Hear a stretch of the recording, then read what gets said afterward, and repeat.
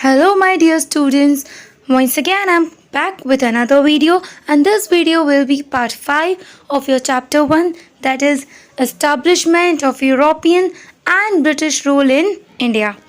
So, this video will be Mysore War. Okay?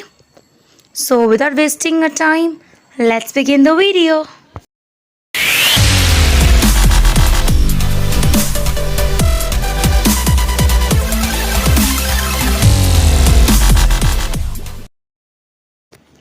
Mysore War.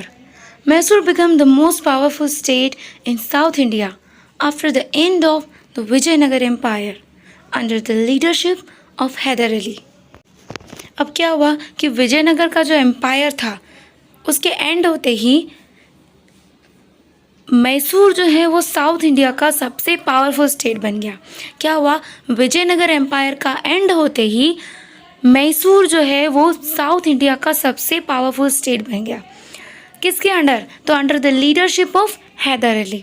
Haider Ali trained the soldiers in the European method and equipped them with arms. अब हैदर अली जी ने क्या किया, उन्होंने अपनी soldiers को European method में train किया। मतलब उन्होंने क्या किया, जैसे यूरोपियंस जो थे वो अपनी सोल्जर्स को या अपनी आर्मी को कैसे ट्रेन करते थे उस स्टाइल में, यानी उस मेथड में, यूरोपियन मेथड में हैदर अली जी ने अपनी सोल्जर्स को ट्रेन किया and equipped them with arms. और पूरी टीम को, पूरे सोल्जर्स को अच्छी खासी मात्रा में शस्त्र वगैरह प्रोवाइड किए, वॉर वगैरह में जो यूज़ होते हैं वो सब। The British became concerned about Hyder Ali's rapidly growing power and authority. अब हुआ ये कि ब्रिटिश became concerned। अब ब्रिटिशर्स तो थोड़े टेंशन में आ गए। क्यों? Haidar Ali's rapidly growing power and authority. अब हैदर अली की इतनी जो रैपिडली उनका पावर ग्रो होता जा रहा था, अथॉरिटी ग्रो होती जा रही थी, ये सब देख के ब्रिटिशर्स तो थोड़े कंसर्न हो गए, टेंशन में आ गए। अब हैदर अली जी तो क्या कर रहे थे, यूरोपियन मेथड में भी अपने जो सोल्जर्स थे उनको ट्रेन कर रहे थे। मतलब उनकी जो ग्रोथ, उनकी जो पावर थी वो ग्रो होती जा रही थी। ओके, वो यूनिक चीज़ें सीखते जा रहे थे, इतनी फटाफट से वो रैपिडली ग्रो कर रहे थे। तो ब्रिटिशर्स जो थे वो थोड़े कंसर्न हो गए। Therefore 4 Mysore Wars were fought with the state of Mysore. अब इसी वजह से क्या हुआ कि मैसूर के स्टेट के साथ एक नहीं बल्कि चार वॉर्स हुए थे।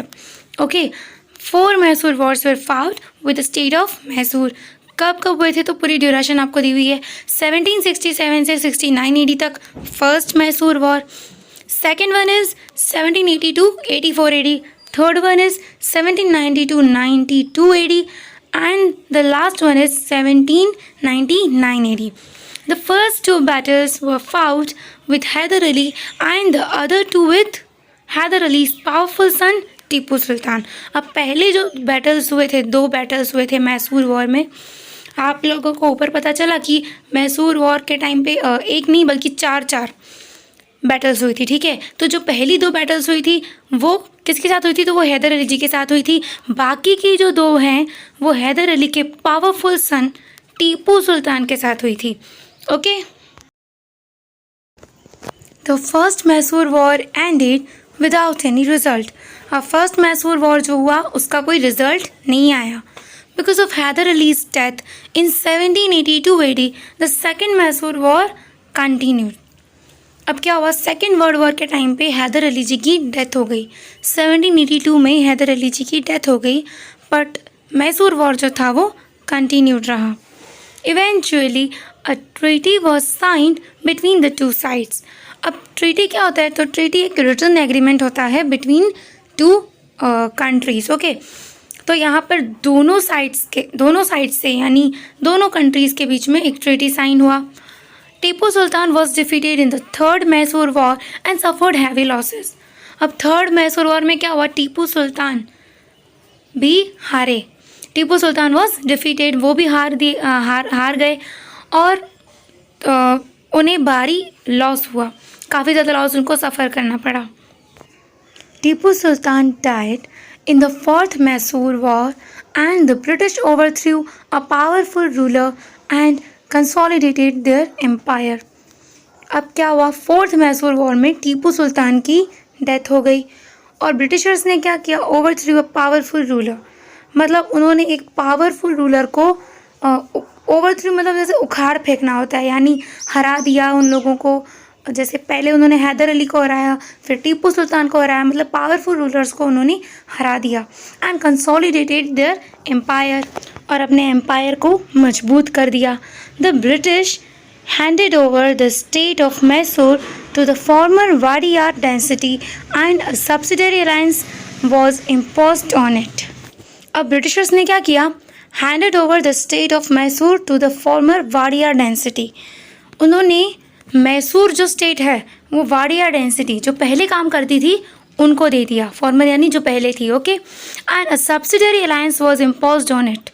अब फॉर्मर मतलब क्या था एक्चुअली, हैदर अली से पहले जो रूलर थे ये उनकी बात हो रही है, उनको वापस हैंड ओवर कर दी। And a subsidiary alliance was imposed on it. Subsidiary alliance क्या होता है, तो सब्सिडरी अलायंस एक तरह से एक ट्रेटी ही होती है, यानी एग्रीमेंट ही होता है। और इसके आधार पे हुआ ये कि इंडियन स्टेट्स ने अपनी सॉवरेनिटी खो दी, अपनी संप्रभुता खो दी। इसका मतलब क्या होता है, सॉवरेनिटी का मतलब होता है हुकूमत, जो मैसूर के ऊपर उनकी हुकूमत थी वो उन्होंने खो दी। किसके हाथों खो दी, तो उन्होंने ब्रिटिशर्स के हाथों वो खो दी। और ये एक ऐसी प्रोसेस भी मानी जाती है जिसकी वजह से इंडिया में ब्रिटिश एम्पायर का बिल्डअप हुआ था। तो इसी के साथ ये part, 5th part Mysore war भी ख़त्म हुआ। अब नेक्स्ट पार्ट में हम देखेंगे मराठा वॉर, और आगे के सारे पार्ट्स जो हैं उनकी लिंक्स आपको डिस्क्रिप्शन बॉक्स में मिल जाएगी।